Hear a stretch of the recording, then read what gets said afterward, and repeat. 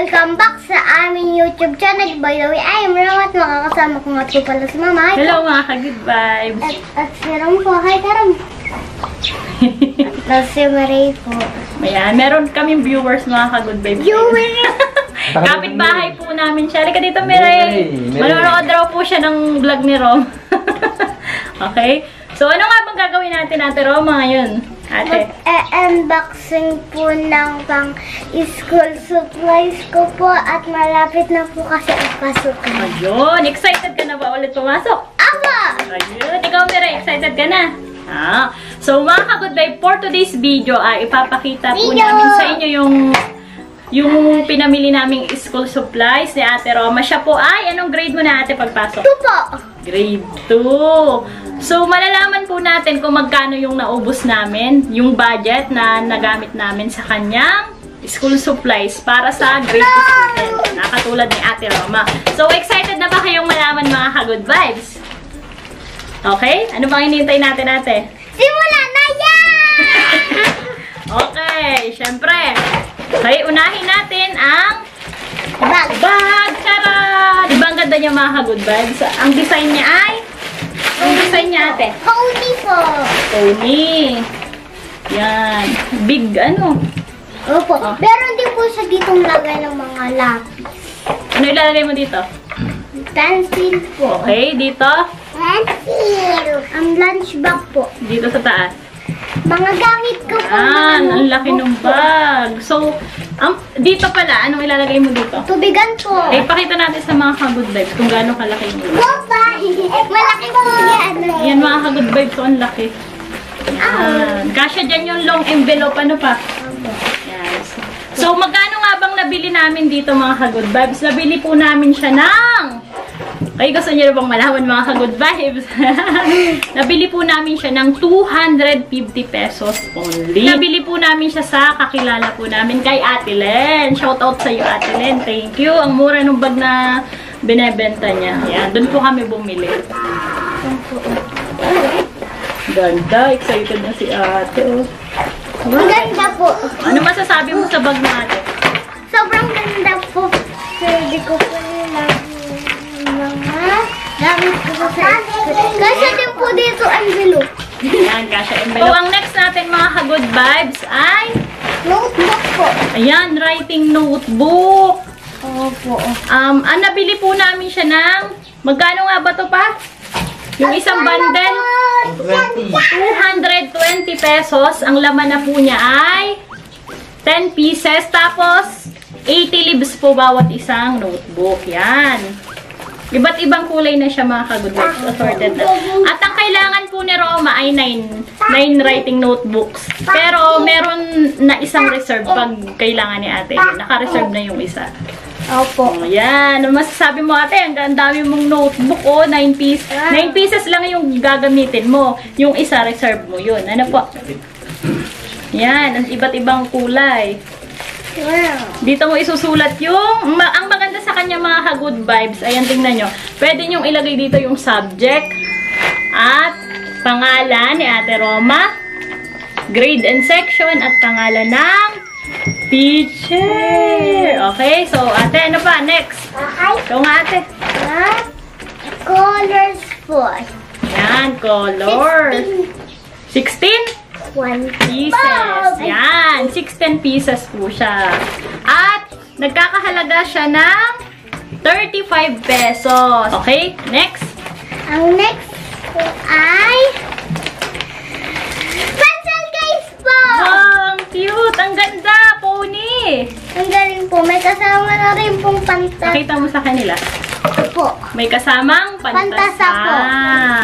Buksan nga natin. Yay! Ang ganda. Wow, ang ganda po. Yan, dito yung lapis. Color. Ito yung color. Ano, dito po yan. Ay, oo nga, tama. Tama si Ate. Dito yung mga lapis. Sa kabila yung Mga color. At dito, eraser.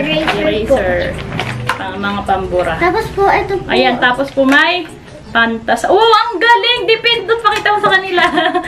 Dipindot, oo. Automatic. Ganda. Ate, excited ka na mag-aaral, ate? Opo! Okay. Yan, nagkakahalaga naman siya ng kano to? Ito pong pencil case ni Roma ay 90 pesos. Medyo may kamahalan, ano? Pero okay lang siya, mga ka-good vibes. Worth it naman. Alam niyo po kung bakit. Matibay siya, o. Tingnan niyo, matibay. At meron na siyang pantasaan. Dipindot po. Dipindot, automatic. Kaya pala mahal yung automatic. Automatic po. Pero malaki naman siya, mga ka-good vibes. Hindi Yan. po pati magugulo yung ano po, lapis. Oo, nakahanay. Meron siyang lagayan talaga, o. Diba? Masasabi mo sa pencil case mo, ate? Ang ganda po niya. Okay, next na tayo.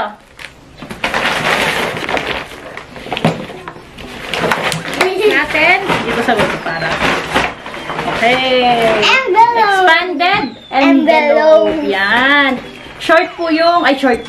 Hindi short to, no? Long size. Yan, long size po siya. Yan. So, ang presyo naman niya, mga ka-good vibes, ay 55 pesos only. 55. Siguro dito niya ilalagay yung mga activity niya, ano? Pwede po, Activity. kasya po ba yung dito? Kasi anak, may labitan talaga siya. Wow, ang galing. Di ba pag nagbabag ka, may labitan? Ang pinapipili sa'yo ni ma'am na color para sa girls ay orange or pink. Pero ang nagustuhan po ni Roma ay pink. Siyempre po, di ba mga girls, favorite ang color na? Pink. Okay. Okay, next tayo. Yan, long envelope. Plastic envelope. Pwede po yun ilagay dito? Opo. Pinabibili rin to ni ma'am. Ito po'y kasama dun sa listahan ng pinabibili na school supplies para sa grade 2. Yan. So, magkano naman siya? Okay. 28 pesos naman po ang long plastic envelope. Yan. Okay, next. Ito ay A4 writing.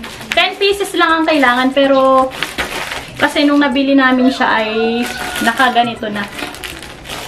20 pieces na siya. Yan, may sobra ka pang 10, Roma. 10 lang yung nakalagay sa listahan mo. Pero 20 pieces to. At nagkakahalaga naman tong A4 writing na to ay 23 pesos. Ayan, kailangan mo yan. Nakalagay yan sa listahan ng school supplies. So, ang next natin, meron dito, syempre, hindi mawawala ang pad paper na pang grade 2. Writing pad paper na pang grade 2. Ang isang, ano niya, ay nagkakahalaga ng 18 pesos. Ang mura. 18 pesos ay di times 2, magkano?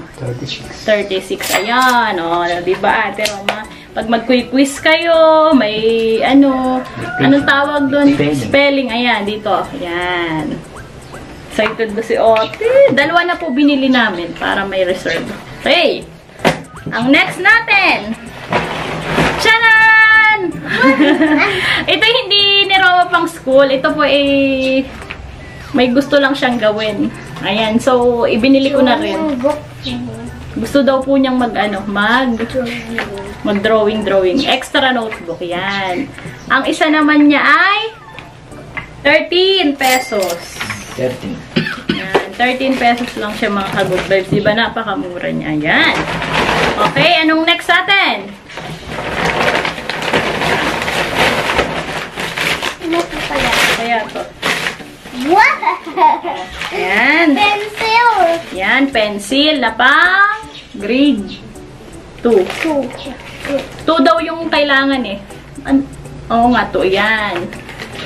So, magkano ang isa ng lapis? Ang lapis ay nagkakahalaga ng magkano ang lapis? 6 pesos. Ibig sabihin, itong dalawa ay nagkakahalaga ng 12 pesos. Okay? Ang next natin ay glue. Saan po yung gamit? Igaganon mo lang siya. Parang roll-on siya. Mas madali mo kasing gagamitin siya eh. Control na. Dali yan. Yan.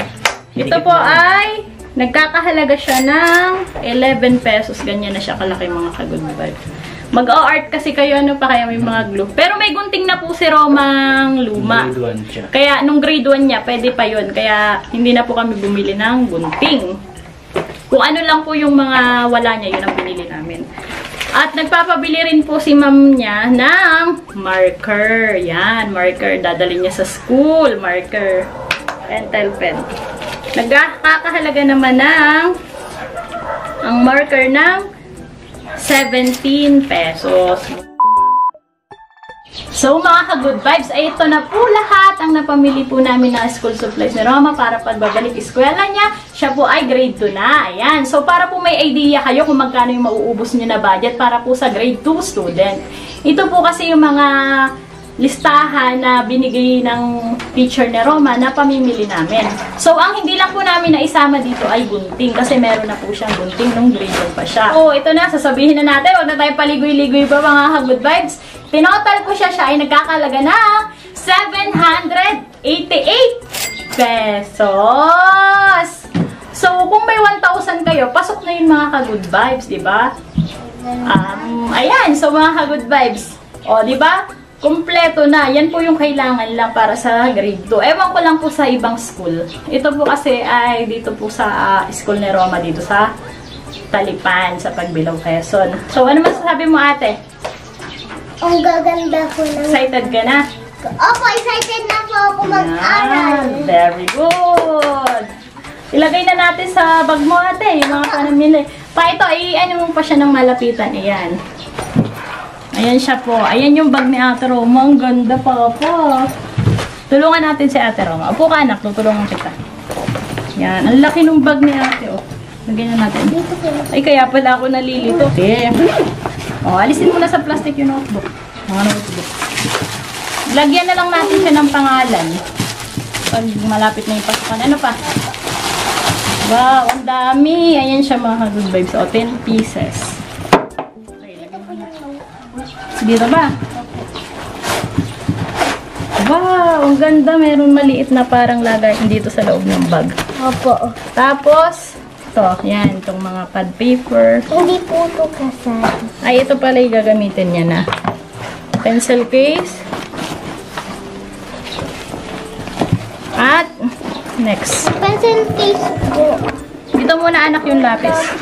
Yung lapis, yan. Dito na lang po umilagay po. O, sige, ikaw mag-decide Tingnan yan. niyo po. Ayun, ang ganda nga, ano. Ito rin. Glue.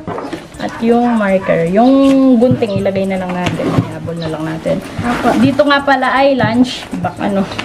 Yung mga snack. So, ito. Crayon. Color po, paano po? Yung color dito na lang. Oo. Nalagay na lang ni Ate Roma. Ilagay na natin dito sa pencil case. Ang galing po natin sa loob. Ito, iiwan nyo siguro to kay ma'am. Ito, lalagyan mo ng mga activity. Lagay ko lang muna dito. Wow. Ano pa? Tama, ilagay ko muna dito. Oh.